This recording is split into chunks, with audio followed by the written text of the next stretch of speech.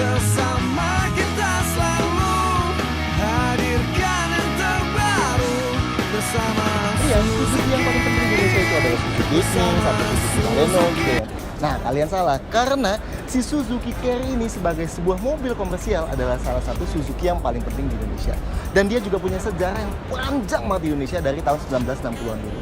Nah, ini adalah generasi barunya si Suzuki Carry dan menurut kita dia adalah update yang termasuk signifikan banget. Karena si Carry yang sebelum ini, Carry Futura itu udah ada di Indonesia dari tahun 1990-an ya, artinya udah lebih dari 20 tahun.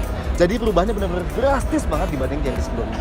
Detailnya, simak 10 hal yang perlu kalian ketahui tentang Suzuki New Carry.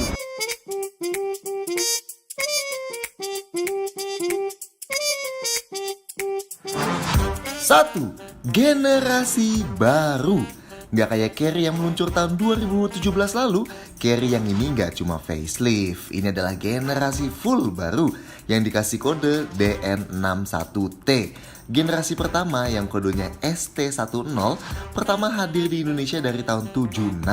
Lanjut, tahun 77 kodenya jadi ST20 atau yang dulunya lebih familiar disebut Suzuki Truntung. Tahun 83 ST100. Nah, tahun 91 berkode SL415 yang mulai disebut sebagai Carry Futura. Lanjut, tahun 2011 ada lagi yang berkode DN41T atau yang disebut Mega Carry EPV. Nah, Carry yang baru ini atau yang Suzuki sebutnya New Carry menggantikan Carry Futura dan Mega Carry EPV sekaligus. Alasannya, ukuran bak Carry baru ini lebih besar bahkan dibanding Mega Carry sekalipun. Nice. 2. Ukuran bak lebih besar.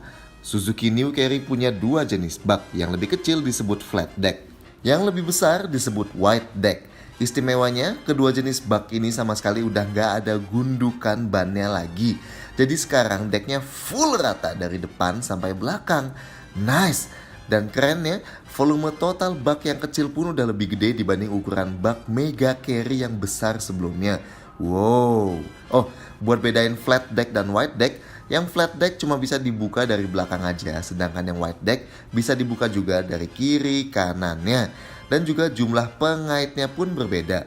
Kalau yang di flat deck, totalnya ada 12 pengait, 10 pengait atas dan 2 pengait bawah. Sedangkan yang wide deck, total ada 22 pengait, 12 pengait atas dan 10 pengait bawah. 3. Dimensi bertambah besar. Bukan cuma baknya aja yang tambah gede, tapi dimensi keseluruhan Carry ini juga tergolong bengkak kalau dibanding pendahulunya. Panjang, lebar, tingginya. Angka tenaga ini jauh lebih besar dibanding di Carry sebelumnya dan sedikit lebih tinggi dibanding di Mega Carry dulu. Yang jelas diklaim lebih irit sampai 15% dibanding Carry sebelumnya. Oh, dan seperti biasa, posisi mesin ada di bawah jok ya, yang bisa diakses dengan buka klip di bawah ini. Dan khusus yang jok driver, sebelum angkat bagian bawah harus turunin dulu sandaran joknya. Nanti tinggal kaitkan sama tali di atasnya. Kalau yang di sisi penumpang bisa langsung diangkat. Jangan lupa buat buka klipnya, kalian harus tarik bagian bawah ini yang warna merah. Nice. 9. Detail-detail lain. Detail-detail lain yang perlu kalian ketahui, si Carry ini tetap punya 2 lubang kunci di luar. Satu di sisi driver dan satu lagi di sisi penumpang. Sama kayak Carry facelift yang terakhir kali. Nice. Bagian belakang kacanya juga sekarang udah standar terlindungi dengan bar besi ini, supaya nggak langsung merusak kaca kalau lagi bawa barang yang sangat besar. Begitu juga ujung baknya yang terlindungi bar besi besar. Seperti biasa, bagian aki pun terlindungi cover plastik yang rapi agar nggak terekspos air dan lain-lainnya. Sedangkan tangki bensin ada di sebelah kanan. Sekarang 43 liter kalau sebelumnya 42 liter.